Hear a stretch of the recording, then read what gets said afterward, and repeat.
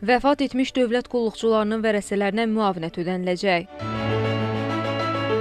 Bu, dövlət qulluğu haqqında qanuna təklif edilən dəyişiklikdə öz əksini tapıb. Milli Məclisin İqtisadi Siyasət, Sənaye və Sahibkarlıq Komitəsinin üzvü Vüqar Bayramov bildirib ki, ödəniləcək məbləğ həmin şəxsin orta aylıq maaşının 4 misli qədər olacaq. Vətəndaşlarımızın bir qisminə artıq müəyyən şərtlər daxilində müavinətlərin verilməsi həyata keçiriləcək. Belə ki, qanunvericiliyə təklif edilən dəyişikliklərə əsasən dövlət qulluqçusu vəfat etdikdə və ya itkin düşdükdə, bununla bağlı məhkəmə qərarı olduqda, onun vərəsələrinə dövlət məvazinin orta aylıq məbləğinin 4 misli məbləğində müavinətin ödənilməsi nəzərdə tutulub.